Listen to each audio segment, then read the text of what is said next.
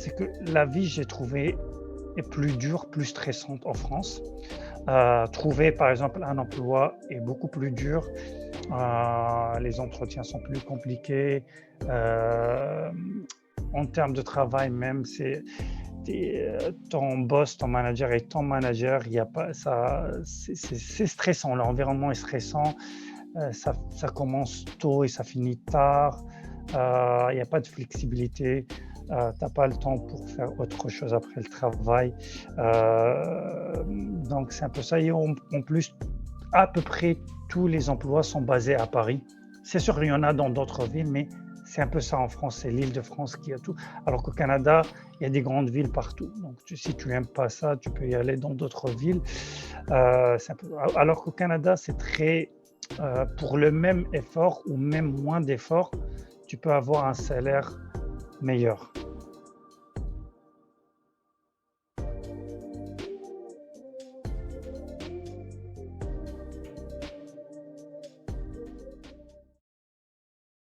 Aujourd'hui, je suis là avec Zied. Zied, tu peux te présenter, s'il te plaît? Oui, je suis Zied Sali, tunisien. J'ai vécu en France et j'ai vécu au Canada. J'ai la nationalité tunisienne et canadienne et je suis un consultant réglementé dans l'immigration canadienne Ok. et je suis là pour vous aider, pour répondre à vos questions. Tu peux nous parler de ton travail parce que j'ai pas Ah oui, oui, consulté. consultant réglementé en immigration, c'est comme Canada, c'est une licence, un métier réglementé du type comme un avocat en immigration. Ils ont Mhm. les mêmes droits, ils font à peu près les mêmes choses, mais c'est juste les consultants sont spécialisés juste en immigration. Ils font pas autre chose que l'immigration, alors que les avocats, ils peuvent faire d'autres choses que l'immigration. C'est à peu près ça la définition. C'est un avocat juste pour l'immigration. Donc on traite tout type de dossier d'immigration. Bien sûr, on a une licence et tout ça. Donc, c'est un peu ça ce que je fais. Ok, intéressant. Et donc, tu as créé une chaîne YouTube pour donner des conseils. Tu peux nous parler Oui, de ça? c'est ça. Le but de la chaîne YouTube, c'est de parler des lois d'immigration générale, Mhm. mais je ne peux pas prendre cas par cas. Après, il y en a qui vont prendre ces lois-là et essayer de faire leur propre recherche parce que chaque profil a son propre orientation. Donc, il y en a qui viennent à moi pour faire des consultations en privé et plus tard faire leur dossier d'immigration suivant leur situation. C'est un peu ça le but de la chaîne. Et il y en a qui tirent le maximum d'informations de la chaîne et essaient de voir eux-mêmes des solutions à travers des recherches. C'est juste que une, un mot dans les lois canadiennes peut tout changer, peut faire le dossier complètement d'un autre côté, donc perte d'argent et de temps pour rien. Hmm. Ok, intéressant. Et donc, tu as commencé ça, j'imagine, après avoir déménagé au Canada. Oui, Ou, oui, j'ai commencé au Canada comme étudiant étranger. mhm. Puis j'ai travaillé, après j'ai obtenu ma résidence permanente, après j'ai obtenu la nationalité. Et ce titre-là de consultant, tu peux pas commencer à faire les diplômes et les tests de langue et le diplôme national pour la licence que quand tu es au moins la résidence permanente. C'est-à-dire quand tu es Ok. juste résident temporaire, un étudiant, en travailleur, tu peux pas commencer ça. Donc oui, ça fait quand j'ai obtenu la résidence permanente, c'est là que j'ai commencé les procédures. D'accord, ok, intéressant. Et tu as aussi vécu en France? Oui, j'ai vécu en France, j'ai fait mes études en France de licence et master. Mais ça fait longtemps quand même, c'est jusqu'en 2012 à 2015. Ok, ok. Mais pendant quelques années, donc, est-ce qu'il y a une grande différence entre la France et le Canada? Oui, c'est pas le même rythme, c'est pas la même mentalité. Il y a des avantages et inconvénients dans les deux, comme il y a des avantages et inconvénients à vivre en Tunisie aussi. Mais quand j'ai fait le calcul des avantages et inconvénients des trois pays où pouvais vivre, je trouvais que le Canada a le plus d'avantages que d'inconvénients parmi les trois. Donc j'ai choisi de vivre en Canada. Ok, donc tu peux développer un petit peu quels sont ces avantages. Par rapport à la France, bon, la France, les avantages de vivre en France, c'est que bah, pour moi, c'est très proche de la Tunisie. C'est à peu près, je me sens pas dépaysé. J'ai ma famille aussi. Bah, à Paris, je me sentais comme je suis en Tunisie, tellement il y a des gens de ma population. Hmm. Je sens pas une grande différence. Je sens pas que je suis dans un autre pays. Ben, le climat est légèrement meilleur que le Canada, même si, bon, il y a des doutes parce que en France, c'est très humide. Donc, le 0 degré en France, ça sent comme un -10 au Canada. Et même au Canada, tout dépend où tu es. Le Québec, où ils vont les Français, Montréal et la province du Québec, c'est une des plus froides. Et si tu vas au ouest du Canada, ça c'est très léger. C'est similaire à l'Europe comme climat. Si le climat est un obstacle, mais je pense pas, parce que si tu t'habilles bien, c'est pas un problème. On va dire que c'est un avantage pour la France, le climat, mais c'est pas très alarmant comme avantage. Sinon, quoi d'autre? En France, quoi d'autre que j'ai aimé en France? Je sens que la vie est moins chère en France, légèrement moins Ok. chère.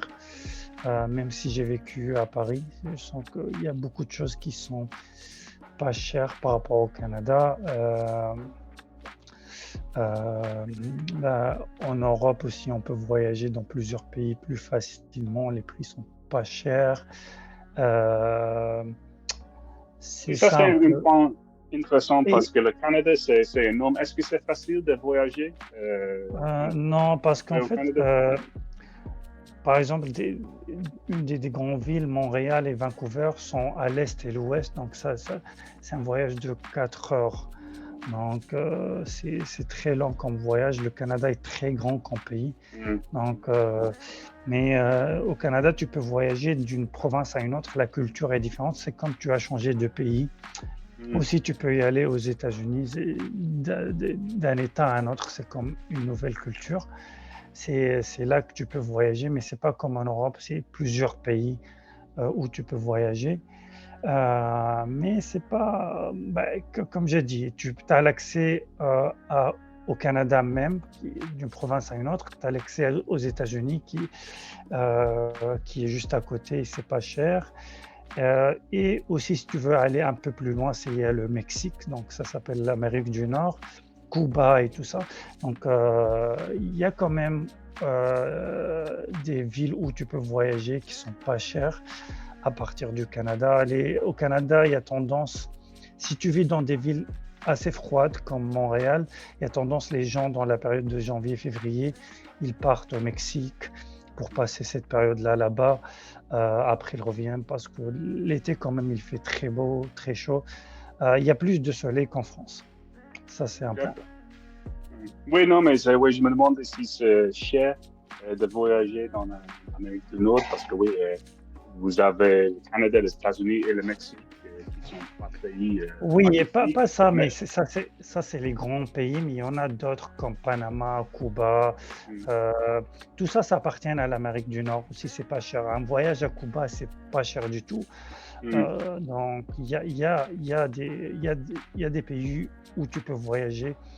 Euh, euh, mais, euh, mais on va dire que l'Europe, il y a beaucoup plus de pays. C'est ça, mais ça dépend comme tu. Parce que ici, les gens voient que les États dans les États-Unis sont des pays même. Même les provinces au Canada sont des pays. C'est pas comme Hmm. tu es au Québec, quand tu vas aux provinces du Québec et tu vas à une autre province comme Alberta, ou British Columbia, tu vas voir que c'est très, très différent. Les gens sont différents, l'infrastructure, c'est différent. C'est pas comme en France, quand tu es dans le même pays, tu vas dans une ville au nord et sud, c'est le même pays, il n'y a pas une grande différence. Non, tout à fait. Mais je me demandais aussi s'il y a les billets pas chers, parce que je pense qu'on a la chance un peu en Europe, parce qu'on Oui, peut oui, oui, acheter le billet de train, c'est d'avion ça, c'est vraiment pas. pas cher. Oui, les billets sont moins chers en Europe pour voyager par rapport en Amérique du Nord, qui sont un peu plus chers quand même pour voyager. Mais comme aussi ça revient au même parce que la vie est plus chère en Amérique du Nord qu'en Europe, vu que les gens ils font plus d'argent qu'en Europe, donc c'est normal que la vie est plus chère, donc les billets d'avion sont plus chers aussi. Donc, tout est plus cher, mais c'est bien payé en même temps. Oui, si tu veux savoir le pouvoir d'achat, genre le ratio entre ce que tu as et ce que tu dépenses, c'est mieux au Canada qu'en France. Le pouvoir d'achat est meilleur si tu restes au Canada. Après, si tu voyages, peut-être vu que l'euro est meilleur que le dollar canadien en termes de conversion, peut-être c'est avantageux, mais le pouvoir d'achat d'un Canadien est beaucoup plus haut que quelqu'un qui vit en France, beaucoup plus haut. C'est intéressant. Donc, quels sont les désavantages de vivre au Canada? Maintenant, je vais plutôt dire ok, les avantages que j'ai trouvés en France, que j'ai pas trouvé au Canada, c'est que la vie, j'ai trouvé, est plus dure, plus stressante en France. Trouver, par exemple, un emploi est beaucoup plus dur. Les entretiens sont plus compliqués. Euh, En termes de travail même, ton boss, ton manager et ton manager, il y a pas ça, c'est stressant. L'environnement est stressant. Ça commence tôt et ça finit tard. Il n'y a pas de flexibilité. T'as pas le temps pour faire autre chose après le travail. Donc c'est un peu ça. Et en plus, à peu près tous les emplois sont basés à Paris. C'est sûr, il y en a dans d'autres villes, mais c'est un peu ça en France. C'est l'Île-de-France qui a tout. Alors qu'au Canada, il y a des grandes villes partout. Donc, si tu n'aimes pas ça, tu peux y aller dans d'autres villes. Alors qu'au Canada, c'est très. Pour le même effort ou même moins d'effort, tu peux avoir un salaire meilleur.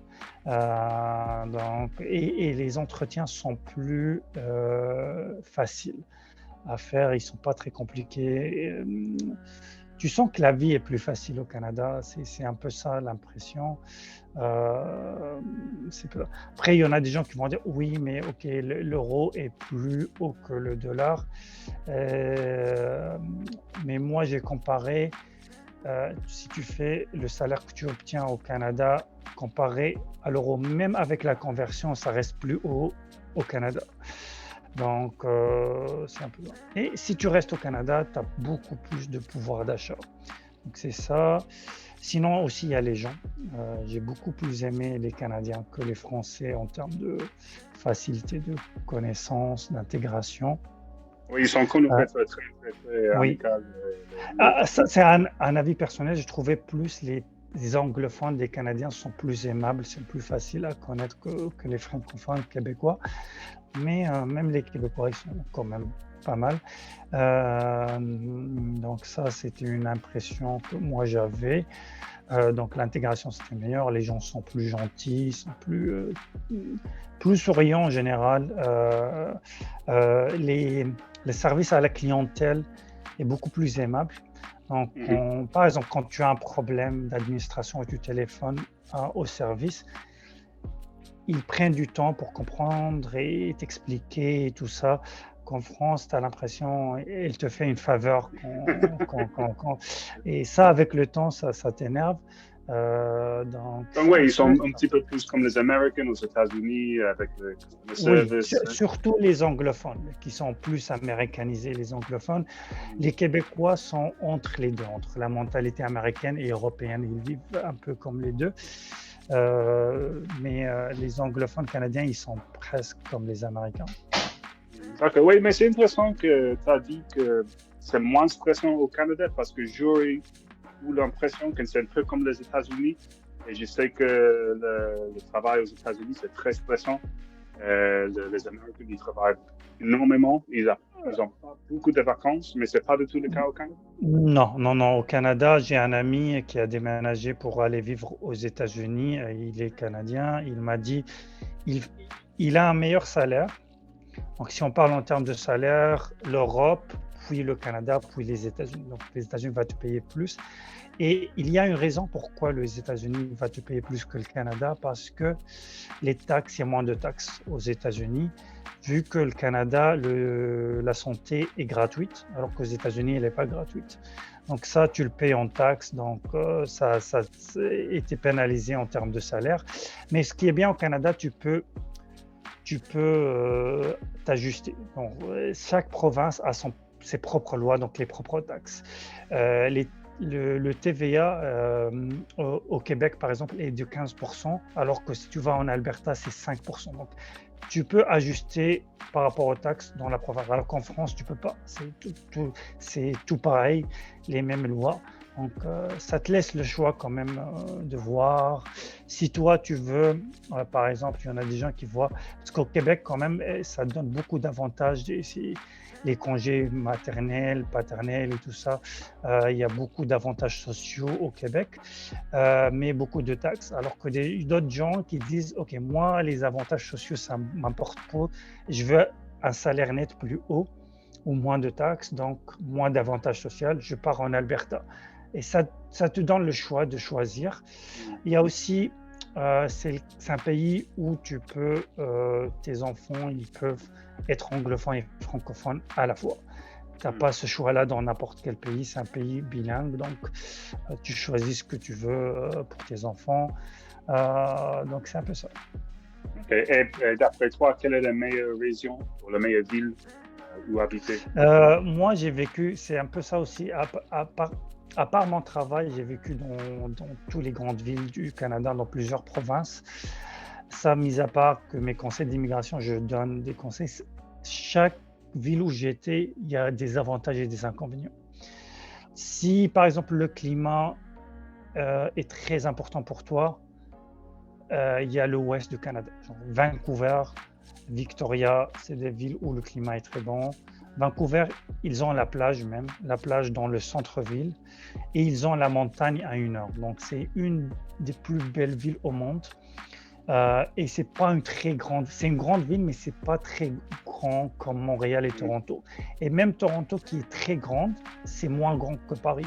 Donc, tu trouves une ville pas très stressante et tu as la plage au centre-ville et tu as les montagnes à 1 heure. Tu peux faire le ski et tu peux aller à la plage. L'hiver, il n'est pas long aussi à Vancouver. L'inconvénient de Vancouver, c'est une ville très chère.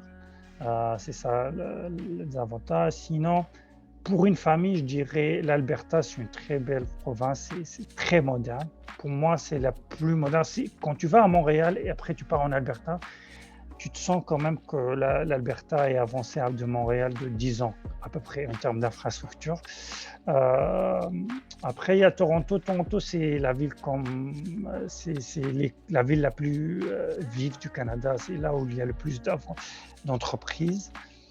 Donc, c'est comme New York un peu. Si on veut comparer à la France, ça sera Paris. Sinon, il y a Montréal. Montréal, c'est la deuxième ville la plus grande. Montréal, c'est que j'aime pas l'infrastructure et j'aime pas le climat. Mais sinon, en termes de travail, il y a beaucoup de travail à Montréal. Il y a manque de main-d'œuvre. Mais sinon, c'est un peu ça. OK, donc si je voulais m'installer au Canada, ça m'est égal pour la ville, je vivrai n'importe où. Quelles sont les possibilités de travail? Si tu parles que français, ça sera la province du Québec. Mais c'est sûr que les démarches pour aller travailler au Québec sont plus compliquées qu'ailleurs au Canada. Et ceci, ça va dépendre de la nationalité. Il y a quelques pays qui auront davantage, et de l'âge aussi. Il y a plusieurs programmes qui vont s'ouvrir à des gens et pas d'autres. Ça va dépendre de la nationalité, de l'âge. Et le Québec pourra être facile à avoir un permis de travail. Sinon, si tu n'as pas ces deux avantages, le reste du Canada est plus simple pour avoir un permis de travail. Si on parle juste de travail, parce qu'il y a plusieurs manières pour immigrer au Canada, il y a le permis d'études pour étudier, il y a le permis de travail, et il y a la résidence permanente pour aller vivre au Canada en permanence. Mais si on parle juste de travail, les démarches au Québec sont plus compliquées.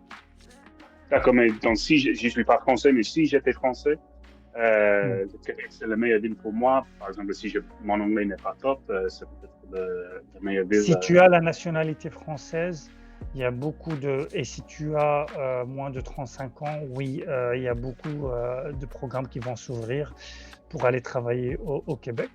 Par exemple? Par exemple, il y a beaucoup de programmes. Les programmes, en fait, ça joue juste sur des exemptions des lois.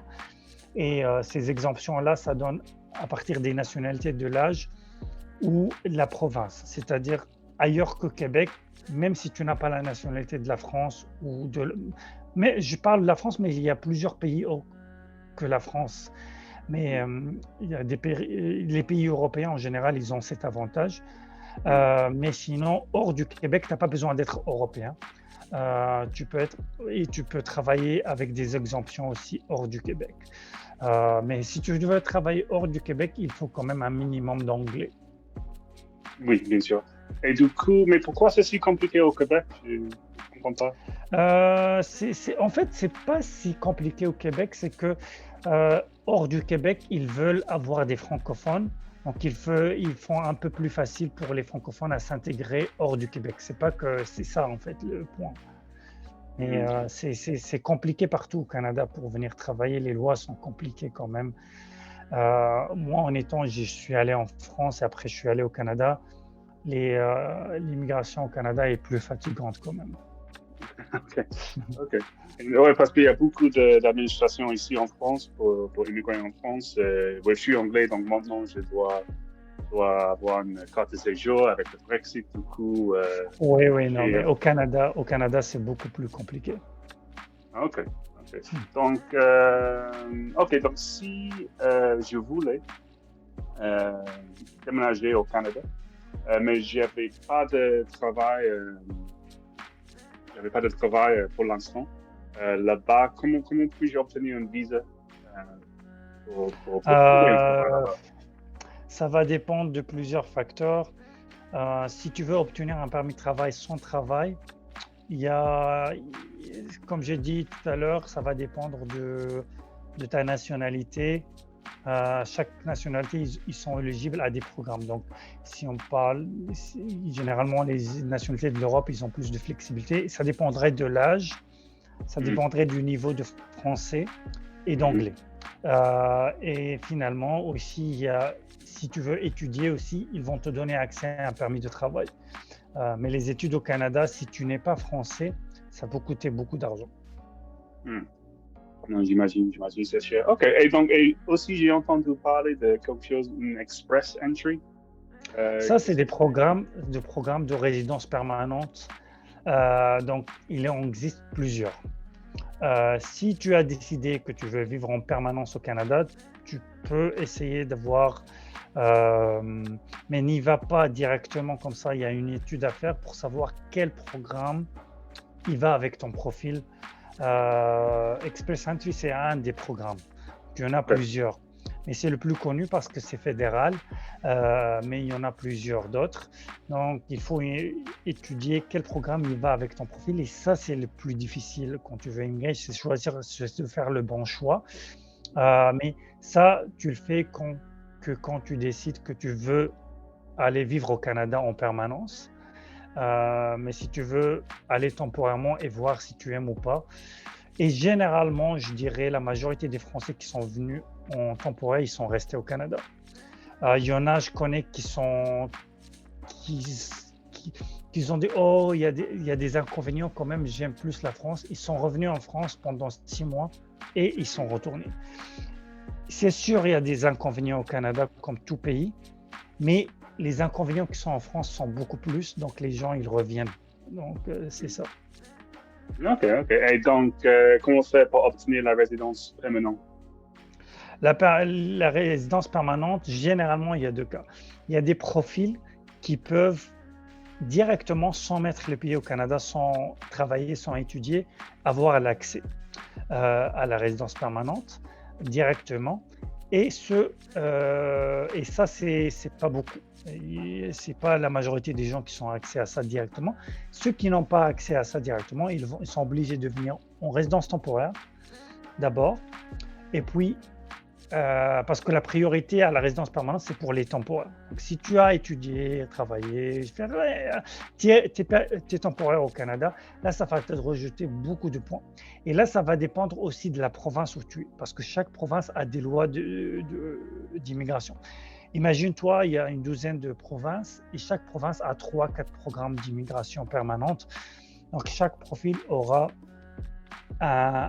tout dépend de son travail et tout ça. Donc, c'est à étudier cas par cas, mais une règle générale, comment ça se passe? Si un client vient me voir et me dit, moi, je veux immigrer en résidence permanente directement, moi, je fais une étude. Je veux dire, tu peux ou pas, et si tu peux, voilà les programmes que tu es éligible, voilà les délais, voilà le coût. Et s'il ne peut pas, il n'est pas éligible à aucun programme, je dis, tu dois venir en résidence temporaire avant, et là, tu vas avoir beaucoup plus de points. Et là, tu peux demander la résidence permanente en étant au Canada. OK. Et normalement, il faut être un résident temporaire pendant 2 ans, 3 ans? Pareil, ça dépend de la province, mais en règle générale, si tu fais 1 an de travail à temps plein, mais pas tous les emplois sont éligibles à ça. Il y a des catégories de travail. Mais on va dire si tu es dans la bonne catégorie, après 1 an de travail temps plein, tu seras éligible à des programmes pour immigrer au Canada pour les gens qui résident au Canada temporairement. C'est vrai. Après, on va dire un autre an pour obtenir la résidence. Donc, on va dire après 2 ans, tu peux obtenir la résidence permanente. Mais tu as dit que pour certains travails, quels sont les travails qui sont plus éligibles? En fait, le Canada catégorise le travail sur 5 catégories. 3 de ces 5 sont des métiers qualifiés et 2 ne sont pas des métiers qualifiés. Et attention, qualifié au Canada, ça ne veut pas dire un métier avec un haut diplôme. Donc, je dis un exemple, le métier de cuisinier en restauration, il est dans les métiers qualifiés au Canada. Donc c'est pas les mêmes classifications qu'en France. D'accord. Du coup, donc, mais si je suis qualifié en France, ça va marcher pour moi au Canada. Est-ce que je dois faire une autre formation? Non, si tu as les exigences pour avoir des exemptions, pour avoir le permis de travail au Canada, donc, et si aussi tu n'as pas le profil pour immigrer en permanence, la résidence permanente, donc le mieux, c'est de jouer sur les lois, sur les exemptions. Et ça, c'est le plus difficile, c'est de connaître les failles, les exemptions à partir de ton profil.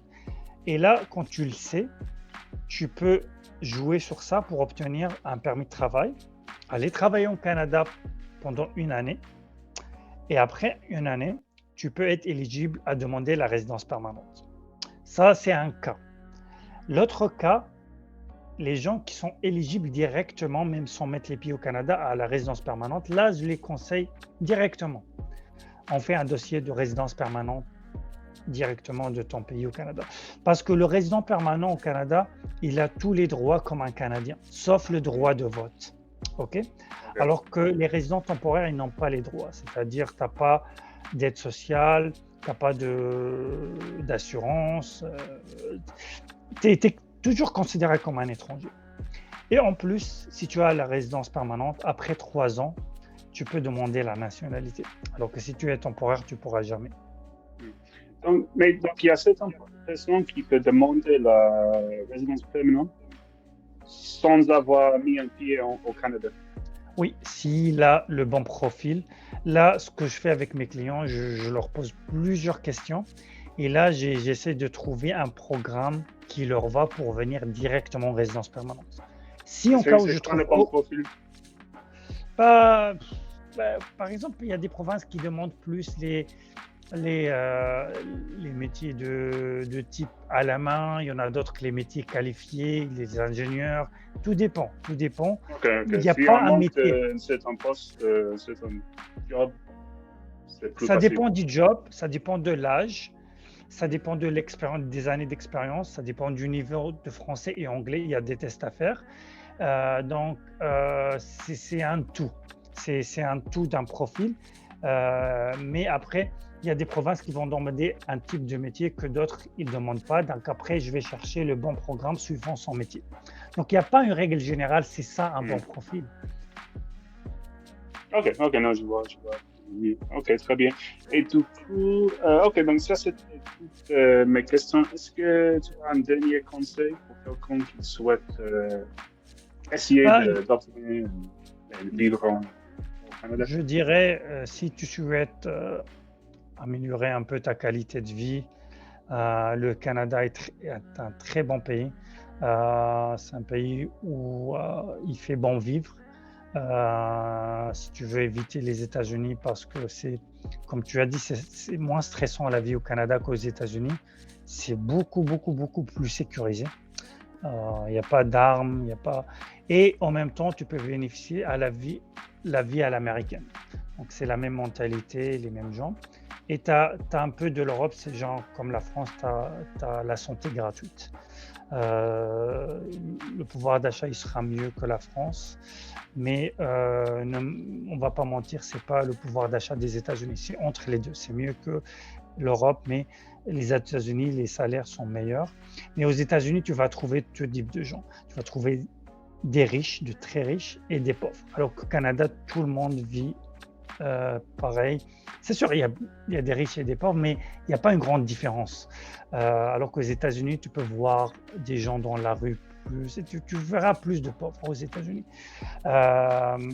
Si tu as choisi d'aller vivre au Canada, je conseille, je recommande, soit ça c'est très très important, il ne faut pas le négliger, ça c'est même c'est le plus important. C'est un sujet très délicat. Il y en a de plus en plus de gens qui ouvrent des agences, dites agences d'immigration, au Canada. Et il faut faire attention. Les éligibles, les représentants officiels sont les consultants en immigration accrédités ou les avocats en immigration. Pour les consultants en immigration, il y a un site collège.ic.ca.